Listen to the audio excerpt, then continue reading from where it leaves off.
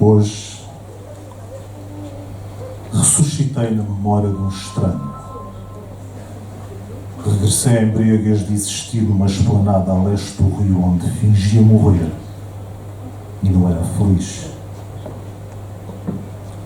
Medi o peso das consequências antes de dar o primeiro passo no intervalo que existe entre a eternidade e o sonho. Atirei-me de cabeça para uma realidade impossível de conceber no tempo a que pertenci. Fui filho de uma geração que riscou a palavra Deus do dicionário, assim como alegria, solidariedade, paz, amor e todas as palavras primitivas que esculpimos no peito e no vento, em nome de uma humanidade concebida no êxtase dos sonhos de uma adolescência esquecida. Naquele momento de pura magia, onde tempo é uma miragem de uma memória engolida pelo sono, despimos sombras e feridas acesas entre dois dedos de conversa e um silêncio branco que pousou nos nossos dedos. Reconheci-me alfa e ômega num estranho, como se estivesse a olhar para um espelho. Mergulhei no abismo de mim mesmo. E pela segunda vez neste mundo, fiquei só.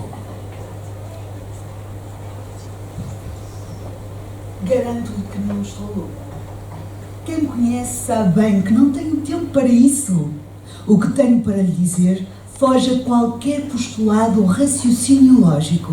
Mas sabia que no dia em que nós nos conhecemos faziam precisamente 11 horas e 11 minutos que o meu gato partiu para outra dimensão, sabendo que o seu enterro foi no 11º dia do 11º mês.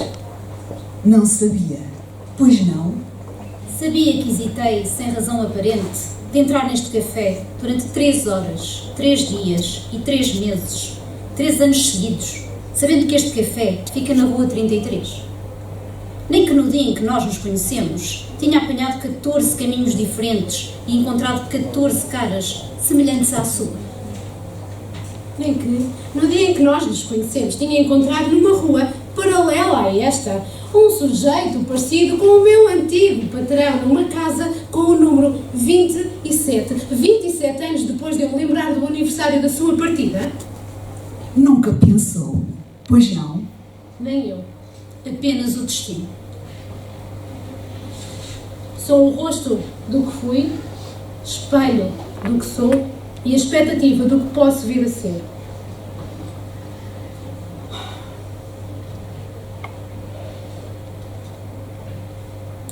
Nunca fiz outra coisa na vida senão fugir. Morro sempre de saudades de mim quando não me vejo ao espelho. Viajo à boleia dos meus sonhos e trago sempre comigo uma saudade no bolso e toda a liberdade e emoção que retirei deles. Dói-me o coração quando não me conheço. Todos passamos por estrangeiros quando nos desconhecemos. Ninguém me apresentou o meu verdadeiro eu quando regressei a este mundo. O desconhecido é a porta que convida o ser a espreitar o silêncio exilado da sombra. Não existem perguntas órfãs de respostas, apenas respostas famintas de perguntas. O mundo é um espelho do pensamento da alma. Explicá-lo é compreender a sinfonia das esferas que escutamos a partir das teias do destino. Ignorá-lo é não entender tudo isto. Sou do tamanho do que vejo. Esta frase direta e simples de Caeiro era tudo para mim, numa outra vida, numa outra dimensão. Quando lia, todo o meu corpo e mente era um vendaval de sensações esdrúxulas e metamorfoses bizarras. Todo eu era verbo, sem sujeito nem complemento direto. Mas hoje cansei de ver e de imaginar o mundo fora de mim. Já não sou do tamanho do que vejo, sou do tamanho do que sinto. Queimei os meus olhos durante décadas em livros que lia, em bibliotecas, livrarias e alfarrabistas. Cada livro que encontrava e lia não só fazia parte do meu espólio, como também de uma das estantes da minha mente. Uma noite, um velho mendigo deu-me um conselho. Deixe sempre uma estante vazia na sua mente. A única maneira de teres sensações novas e prazeres desassegantes é entregar-te aos desafios da alma. Tudo o que não faça sentido à alma não sou eu. As coisas são como ela projeta. Se a mudança que a alma espera de ti. Evolui mais quando viajei do que quando estava preso em bibliotecas. Sabias que existem palavras proibidas por inquisições absurdas do cotidiano que dão de comer e beber a homens e mulheres sedentos por beijar o fogo das estrelas? Sabias, Dor? E sabias que nem todas as lágrimas têm o mesmo sabor, nem vertem em vão por tragédias gregas e dramas camilianos antes do cair do pano da vida? Que atira a primeira pedra quem nunca temeu a própria sombra. Desafiou o perigo e espreitou por debaixo da cama do seu quarto num só fôlego. E sentiu vertigens drúxulas com a ereção das sombras após a despedida do sol. Depois da nossa última conversa, só vi despir-me e saborear o meu café tranquilamente. Não no sentido figurado, mas no sentido mais literal da palavra. Despido, nu, em pelota, tal como vinha ao mundo. E comecei a escrever com os olhos as reações da turba que circulava durante a espuma cinzenta da tarde. Envergonhamos com um homem nu a beber um café em plena praça pública e não fazemos o mesmo perante a nudez crua de uma criança a passar fome do outro lado do mundo. Não dizer nada é falar muita coisa.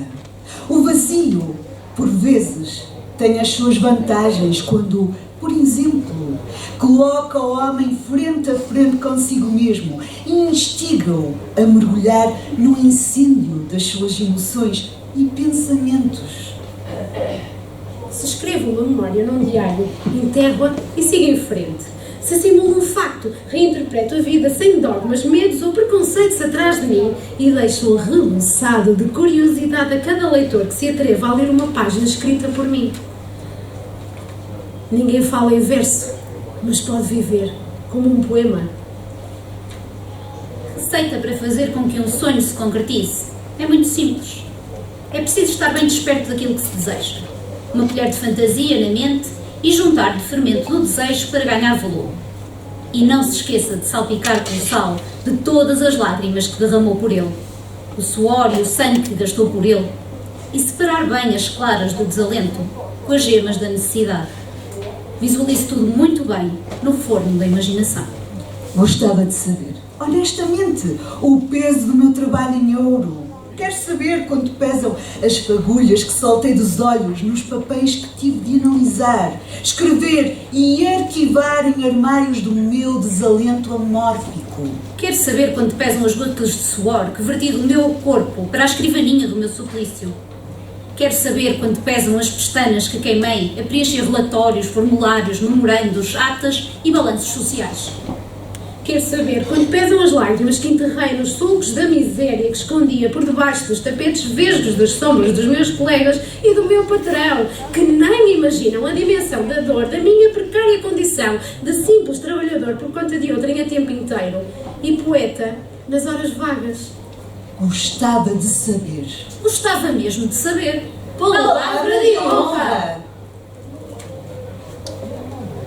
Andava eu preocupado com a falta de síntese, a ausência de uma boa caligrafia ou de um estilo literário de vanguarda. Daqueles capazes de virar o mundo das artes, das ideias e das letras do avesso, tal como fizeram aqueles rapazes do Orfeu na primeira metade do século XX. E não me preocupei por uma coisa ainda mais importante, a ausência de partilha.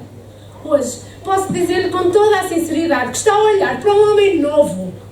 Mais plural que o universo. Mais plural que o universo. Mais lúcido que Deus e mais livre que um pássaro. Ah, mais lúcido que Deus e mais livre que um pássaro. Estou só em mim. Nunca estive tão bem acompanhada em toda a minha vida. Manual da Solidão, Tiago Moita.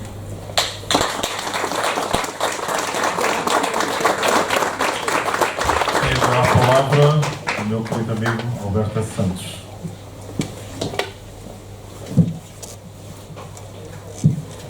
Muito boa tarde a todos. É um gosto estar de novo à volta dos livros e, sobretudo, estar de novo com o Tiago e com os seus amigos, com os amigos físicos que aqui estão, com os seus amigos que são também os livros.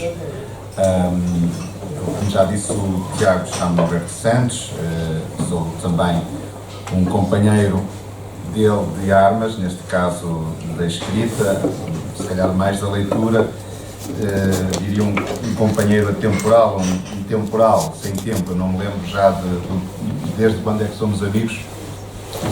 Somos amigos há muitos anos e, sobretudo, há muitos livros. Tive a oportunidade já de apresentar algumas das obras do Tiago Moita e confesso-vos que a apresentação deste livro e desta obra é talvez o maior desafio que ele me lançou. Por acaso é a obra com menos páginas, mas é talvez a obra que coloca um maior desafio, como disse,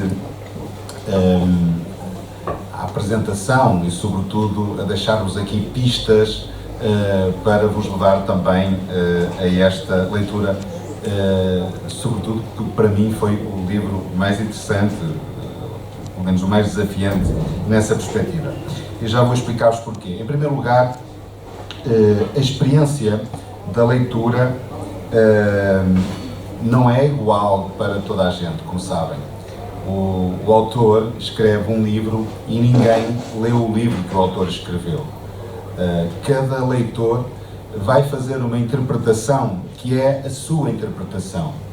E essa interpretação tem que ver, naturalmente, com a experiência pessoal de cada um, com a sua experiência literária, com a sua própria cultura, com as suas crenças, até com a sua disponibilidade mental para se envolver no processo de leitura, com os seus valores e convicções, também com a sua evolução espiritual.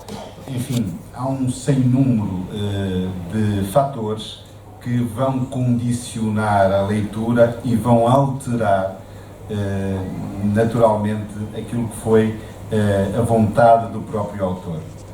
E eu digo-vos até que, como autor, já me deparei com coisas que escrevi que não me reconheci, e provavelmente foram coisas que escrevi com o meu inconsciente ou com o meu subconsciente, e portanto este jogo de leitura e também de apresentação, claro, procura no fundo desvendar a beleza, o mistério e a sedução que interage entre quem escreve e quem depois vai ler aquilo que foi escrito. E, portanto, aquilo que eu vos vou trazer hoje, ou que vou procurar trazer-vos em breves palavras, em algum tempo, é a minha própria experiência. São os tópicos que este livro me deixou, que me tocou, porque ele é como aqui já tiveram a oportunidade de ver nesta pequena passagem que estas três amigas e excelentes diseurs aqui vos transmitiram, é, na verdade, uma sinfonia para a mente e para o espírito. E, portanto, eu começaria por dizer que o livro foi para mim uma viagem caleidoscópica e poliédrica sobre vários temas, sobre muitos temas que me desassossegaram, e eu julgo que nos desassossegam a humanidade, e que são também aqueles que me tocaram mais especialmente. É um livro que vai buscar uma imensidão de fontes que denotam claramente que o autor é um homem erudito, um sábio, que tem um profundo conhecimento sobre matérias tão díspares e por vezes tão difíceis de compreender, mas que uma vez compreendidas nos fazem seres mais plenos, mais conscientes e sobretudo mais próximos de algo que nos é mais distante e que nós todos aspiramos a poder tocar. Ele vai, nesta linguagem poética que descreve ao longo do livro, ele vai buscar fontes da filosofia, da teosofia, nomeadamente da russa Madame Blavatsky, ou seja, da Rússia não vêm só coisas más, também vêm algumas coisas boas, da sabedoria hindu, desde o karma ao dharma, aos chakras, entre os mantras e os tantras, está lá tudo. Da sabedoria budista, da sabedoria xamânica e da sabedoria clássica. O Olimpo é uma presença também permanente nas construções e nas elaborações que os textos do Tiago aqui representam. Muito também do hermetismo, que o Tiago também domina e que ao longo do tempo também foi investigando. A ciência e o ocultismo, que claramente que é uma sua paixão também. A física quântica, que é também claramente uma paixão intensa, nota-se do Tiago. A numerologia, como aqui também ficou patente neste trecho, logo no início que foi lido, e sobretudo, eu acho, e foi aquilo que mais me tocou, a espiritualidade. Principalmente as questões da sincronicidade, que ele fala e que toca também com regularidade, diferente do que eram as coincidências. Ele depois poderá explicar essas coisas todas, se achar que também merecem também algum tempo da parte em que vai dizer alguma coisa. O nosso lugar no mundo, a viagem da alma, a essência da alma, a memória, as questões da memória, da rememoração e daquilo que ele chama a remembrança, no fundo, os mistérios do universo. Há aqui alguns textos que a mim me tocaram especialmente e que eu, sem vos ocupar muito, mas para exprimir e de alguma forma ilustrar aquele que foi o meu sentido, o meu sentimento de leitura e aquilo que vos quero transmitir. Nesta parte do universo, da relação com o universo, há aqui um pequeno texto que gostaria de partilhar convosco, que está na página 19, e onde ele diz: parei de ouvir as suas palavras e concentrei a minha atenção para uma chama a brotar no terceiro olho.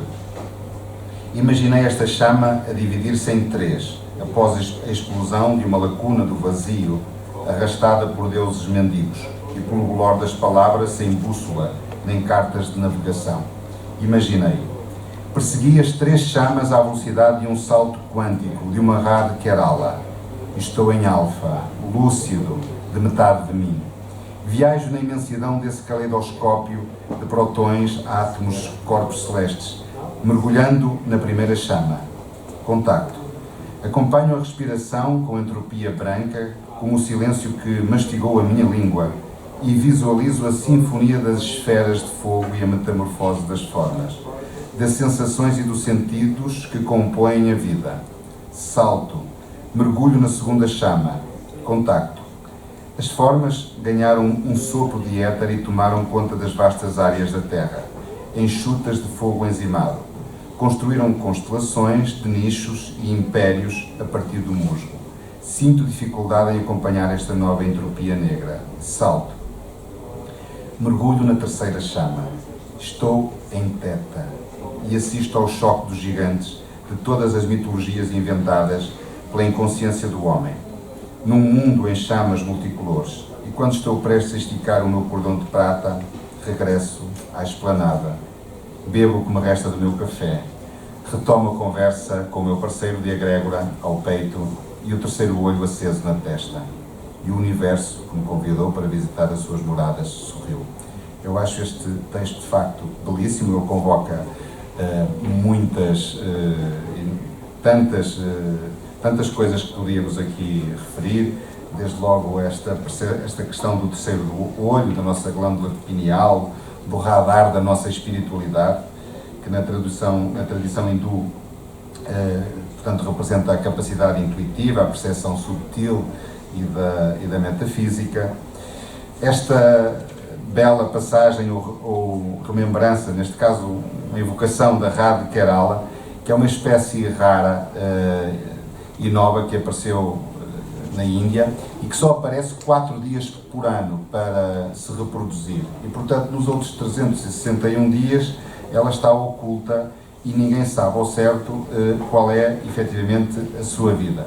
E há aqui uma simbologia extraordinária, esta evocação, àquilo que é o título do próprio livro, este Manual da Solidão, em que há, neste caso, a Radha tem 4 dias em que está no bulício, no fundo dos nossos dias, e o resto do tempo passa, efetivamente, em solidão, na sua abstração, na sua meditação, no fundo, em algo que nos escapa.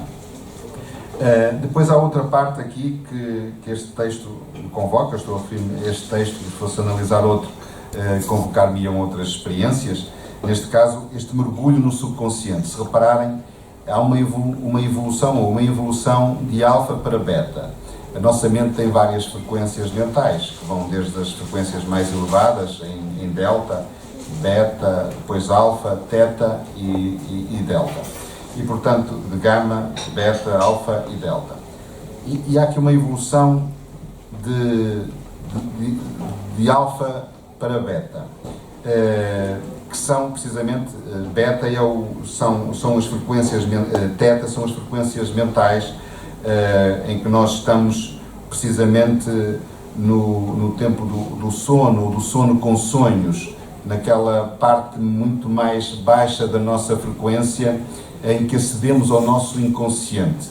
E, portanto, eu diria que essas são as frequências de alfa para beta, de alfa para teta, são as frequências da solidão.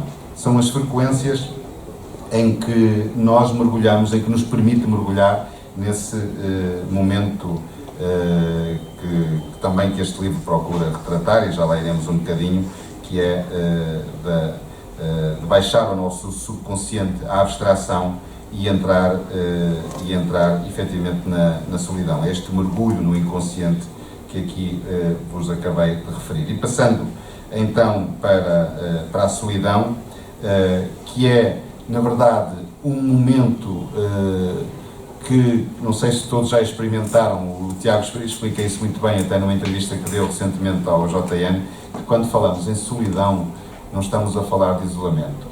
No isolamento, nós eventualmente vivemos nas frequências mais altas, em que não conseguimos descer, fazer a ascese ao nosso subconsciente, ao nosso inconsciente.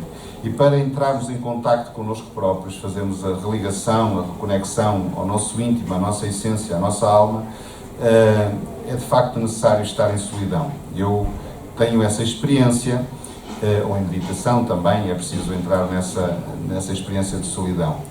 Eu tenho essa experiência de buscar a solidão, ou de entrar em solidão, ou entrar em abstração, também quando escrevo, porque é praticamente impossível escrever-se de modo a que se possa aceder ao nosso inconsciente, à nossa base de dados que nós guardamos ao longo da vida. Nós, ao longo da vida, passamos por muitas experiências e é totalmente impossível guardá-las todas, porque se as guardássemos todas, dávamos em loucos, em malucos, porque não conseguíamos registrar tudo. E então guardamos tudo na nossa base de dados, que é o nosso subconsciente.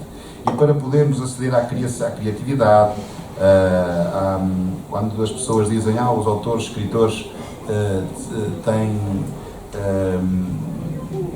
são, como é que se diz, inspiração, muitas vezes não tem nada a ver com inspiração, tem a capacidade de aceder ao nosso registro, à nossa base de dados, que reside lá de baixo, no nosso subconsciente, são as nossas memórias de infância, as nossas memórias do nosso passado, as experiências que tivemos e, eventualmente, outras memórias do nosso ADN, as memórias acásticas, que também aqui se falará, e que o Tiago também refere, e já irei se tiver tempo, se não nos ocupar muito tempo. Portanto, mas buscando este sentimento de solidão, ou esta ideia de solidão, um texto aqui que eu acho que é representativo exatamente daquilo que vos queria transmitir, muito rapidamente, e que diz, na página 44, só na solidão é que o homem entende o sentido da privação dos vícios e contempla a plenitude da sua transcendência. Perdi a conta do número de vezes que me deixei encantar e sentir humano cada vez que mergulhava nas profundezas de mim mesmo. Cada ser é o reflexo de um sonho. Mergulha naquele que espelha o teu. Saber quem nós somos é uma aliança entre nós e o universo. O que pensamos e sentimos são os códigos acásticos e pincéis sinestésicos que desejam a nossa real idade. Transparecer toda esta clarividência a regressar do exílio de nós mesmos. Pois tem aqui, talvez, a frase que mais me tocou de todo o livro. O que pensamos e sentimos são códigos acásticos e pincéis sinestésicos que desejam a nossa real pontuidade, a nossa realidade e a nossa realidade.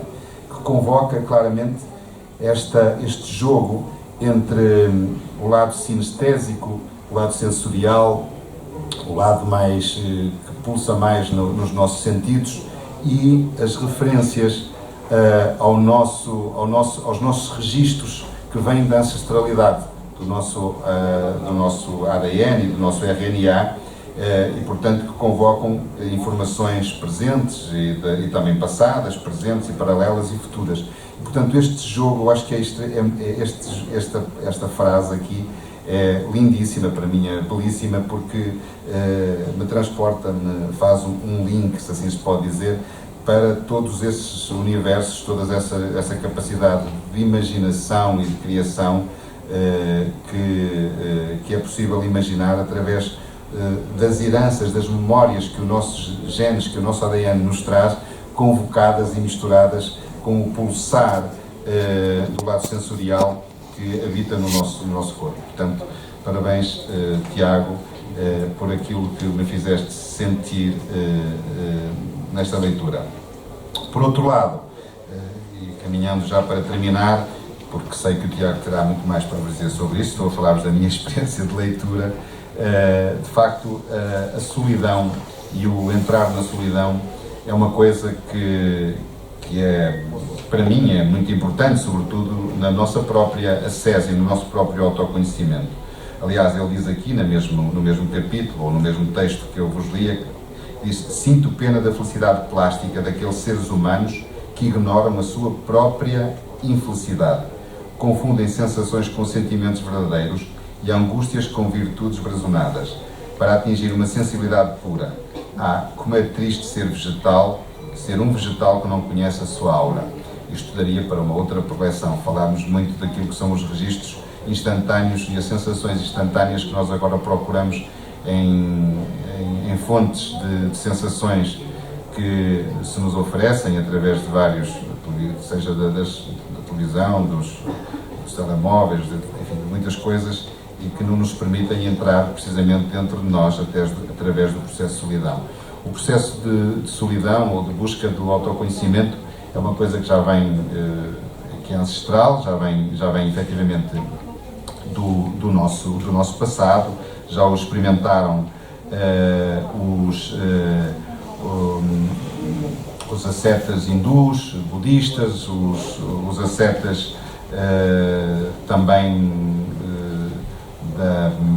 do Islão, portanto os marabutos, aqueles que viviam, os sufis que viviam nas Arrábidas, nas Azóias, os próprios ascetas anacoretas e ermitas cristãos, nomeadamente aqueles que vieram do deserto, que tiveram a sua experiência no deserto da Nitra e no Egito, como o Santo Antão, que depois se inspirou muitos outros ascetas aqui na Europa, e depois gerou o chamado monaquismo. Os místicos cristãos, como Santa Teresa d'Ávila, São João da Cruz, todos eles experimentaram solidão. Esses estiveram entre o altar e a fogueira, porque experimentaram aquilo que era a ascese mística, ou alguns diziam que era o orgasmo místico, e essa relação quase os levou à fogueira, mas procuraram o seu conhecimento também através desse movimento de solidão. E, portanto, para terminar, porque são as minhas impressões pessoais sobre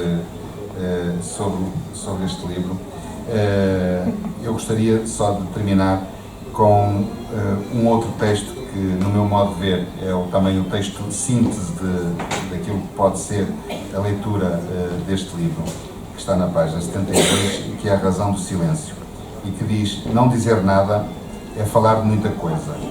Todo o silêncio necessita de uma boca que só um escritor é capaz de dar. Não deixa de...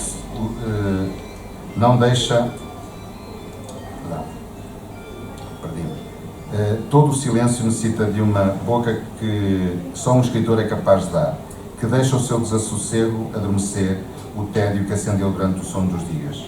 O vazio, por vezes, tem as suas vantagens quando, por exemplo, coloca o homem frente a frente consigo mesmo e instiga-o a mergulhar no incêndio das suas emoções e pensamentos.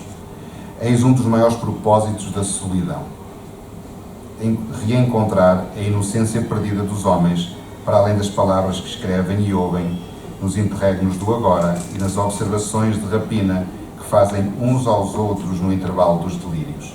Não basta amar o sono se não compreendermos as metáforas que se escondem por trás das legendas dos homens.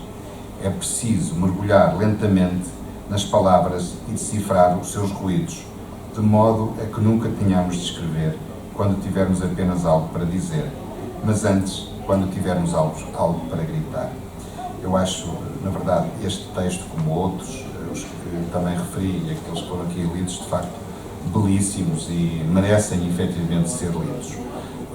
Deixei uma parte, talvez seja a parte mais interessante deste livro, que é este intertexto que ele faz, como aqui já foi referido, nomeadamente na parte inicial, este intertexto que ele faz com o livro Desassossego e com esta referência pessoana que diz tanto ao Tiago, nomeadamente este diálogo com o Bernardo Soares, que ele pretende trazer, ressuscitando e desafiando para um diálogo através dos textos que se traz deste livro.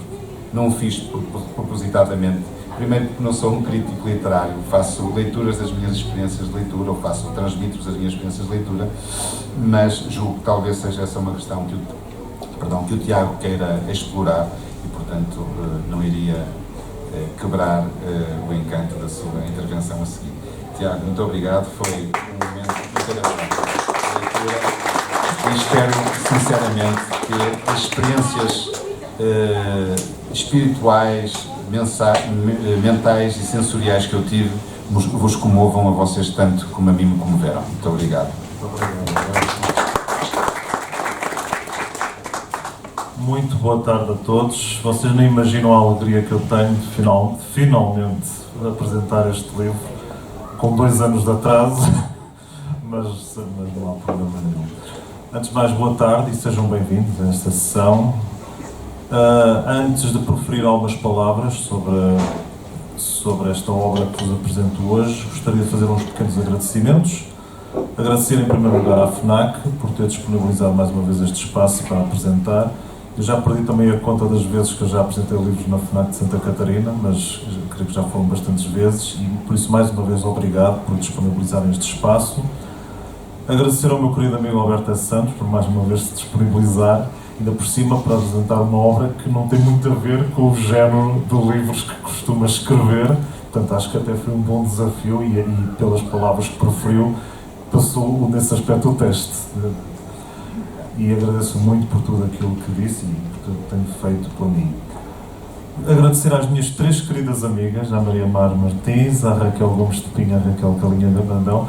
Eu já as desafio para criarem um nome para o vosso grupo, porque realmente acho que vocês deviam entrar em digressão e ler poemas de outros autores, não deste chato que agora está aqui a apresentar este livro, mas de outros autores, por aquilo que toda a gente constatou, vocês têm realmente muito talento e muita qualidade na forma como leem os textos, sejam eles de prosa poética, poesia pura ou então romances, e espero que continuem em frente a fazer esse tipo de trabalho.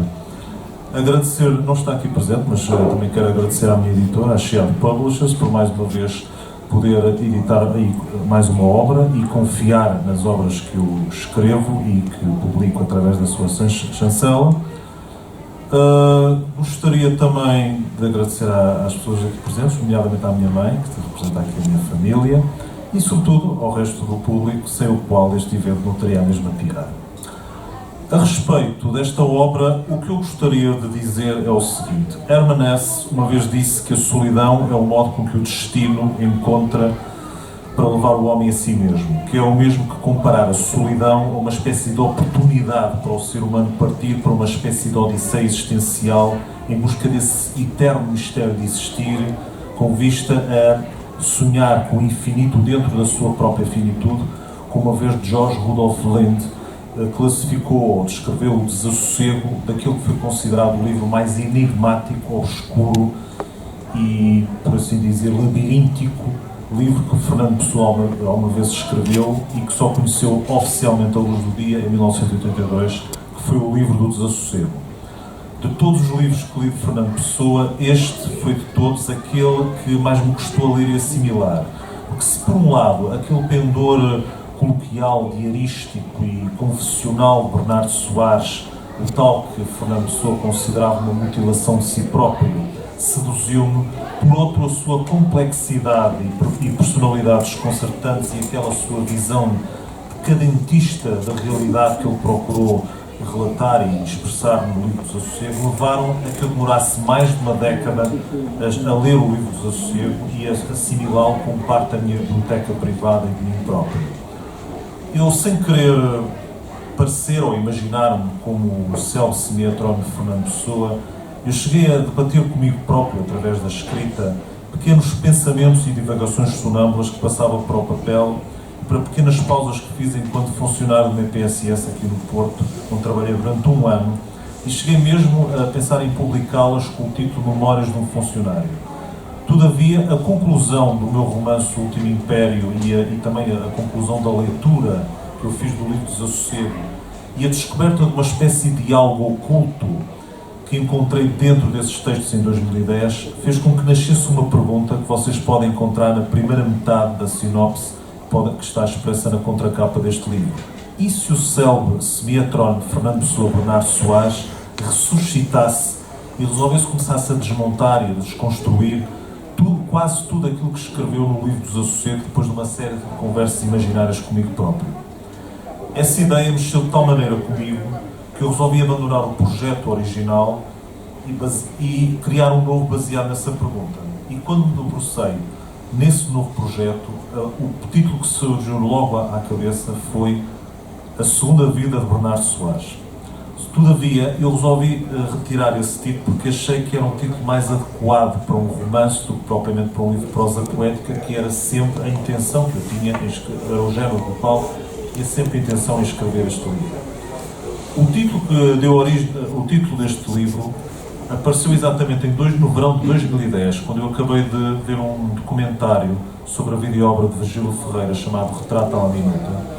E a páginas tantas, nesse documentário, assisti um excerto de uma entrevista que o escritor da Aparição e da Manhã Submersa deu à RTP na altura, em que ele fez uma classificação sobre o que era para ele a solidão e o que era para ele o isolamento. E nessa entrevista ele classificou a solidão como uma relação connosco próprios. E essa frase determinou exatamente o título do livro da obra que vos apresento hoje, precisamente porque o Manual da Solidão é uma espécie de mapa onírico feito de memórias avulsas e pedaços de sabedoria provindos da introspeção e da experiência que Bernardo Soares classificou da decadência do mundo e da angústia existencial que observou, sentiu e narrou no livro do Desassossego, mas de acordo com uma nova abordagem, um novo pensamento do século XXI. Este livro é também uma espécie de catarse do próprio Bernardo Soares, enquanto semiatrónimo de Fernando Pessoa, porque revela facetas psicológicas que ele próprio desconhecia e analisa a realidade à luz de novas ideias que nunca imaginou sequer na sua obra. É também um despertar do sono do próprio Bernardo Soares, o tal que Fernando Pessoa chamava numa carta célebre que ele escreveu para o seu amigo Adolfo Casais Monteiro em 1929, ele próprio, sem a afetividade e o raciocínio, para uma personagem emancipada do seu criador, mas dotada de uma personalidade e de um pensamento distintos. Por isso, aqui não vou encontrar o Bernardo Soares que deseja fugir do que ama, mas antes aquele que deseja fugir da sua fuga. Não é um Bernardo Soares que se vê como a casa viúva claustral de si próprio, de si mesma, mas antes uma vida por ler. E não se vê mais como o produto do seu próprio isolamento, mas como o resultado de alguém que resolveu fazer da solidão um poema para a sua vida. É também uma bússola nascida deste estado de introspeção e meditação, para sair deste labirinto que é o livro do desassossego. Onde Jackie uma vez disse num documentário em 2010 que ler o livro do desassossego devia ser como ler o livro do I Ching, ou seja, abrir uma página ao acaso, porque certamente essa página traria um ensinamento ou uma experiência de vida que poderia mudar provavelmente a vida de uma pessoa que lesse essa página desse mesmo livro. Manual da Solidão funciona um pouco assim, se bem que o livro tem uma estrutura, não tem mais estruturado, ao contrário do próprio livro do desassossego, que é desestruturado por natureza.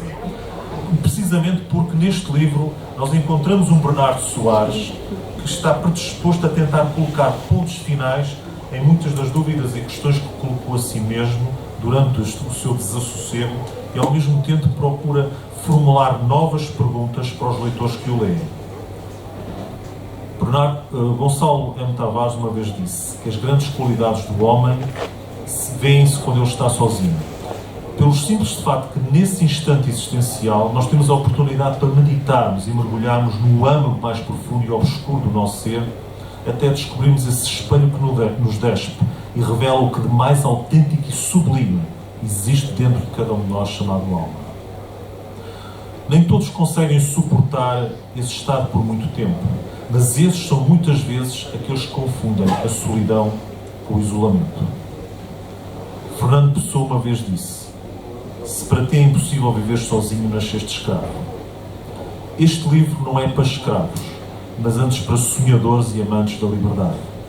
Os mesmos sonhadores e amantes da liberdade que procuram ser inteiros e colocar o mínimo que são no máximo que fazem, que procuram sair da sua zona de conforto para descobrir o mundo e a si próprios, abraçam o impossível e os desafios do presente aqui e agora e procuram transformar todos os dias a sua vida num poema.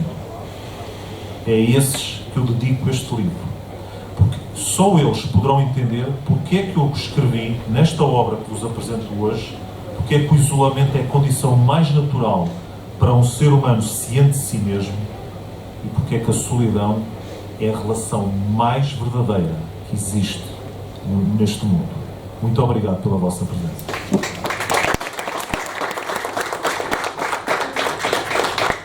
Apenas para terminar, eu gostaria de vos ler apenas o último texto desta obra e explicar como é que esse texto nasceu. Em maio de 2019, este livro começou a ser escrito a 15 de fevereiro de 2012 e terminou em junho, terminou em junho de 2019, demorou 7 anos. E eu lembro-me de pensar como é que eu ia terminar esta obra, como é que eu ia terminar esta série de conversas imaginárias com o Bernardo Soares. E nessa altura eu tive a olhar para uma página em branco e tive uma espécie de visão. Imaginei-me a caminhar pela Praça do Comércio em direção a uma esplanada num café. Imaginei-me uma esplanada onde eu pensava que o Bernardo Soares ia estar à minha espera. E em vez de encontrar o Bernardo Soares, encontrei um bilhetinho debaixo de um pires e imaginei o que é que o Bernardo Soares escreveu para mim. E o que ele escreveu para mim vocês podem encontrar na página 115, Requiem para um Adeus. Nunca tive jeito para despedidas e grandes discursos, mas aquilo que tenho para lhe dizer não cabe em meia dúzia de palavras dedilhadas. Amanhã está prestes a nascer e eu quero aproveitar a boleia da neblina dessa madrugada que se despede para regressar às páginas do desassossego que narrei na minha última encarnação. Apaguei o cigarro que fumei desta vida para respirar este silêncio que me cerca como um recém-nascido e não estou arrependido. Nem imagina o bem que me fez falar consigo e desconstruir grande parte de tudo aquilo que pensei e escrevi dentro das 4 paredes do pensamento. Hoje, posso lhe dizer com toda a sinceridade que está a olhar para um homem novo, mais plural que o universo, mais lúcido que Deus e mais livre que um pássaro. Sinto-se todas as palavras que descobri, desmontei e reescrevi para entender o isolamento como a condição mais natural para um ser humano ciente de si mesmo e que a solidão é a relação mais verdadeira que encontramos neste mundo. Da minha parte, posso dizer também que eu absolvi todas as minhas lágrimas pretéritas, queimei todos os meus retratos e enterrei todos os meus remorsos. Deixei-me lamentar por falsas promessas de eternidade. Parto assim, tal como sou, Bernardo Soares, sem moradas nem sepultura, caminhando e diluindo no pouco que resta da neblina matinal desta Lisboa que me desprezou e enalteceu as minhas cinzas. Estou só em mim. Nunca estive tão bem acompanhado em toda a minha vida.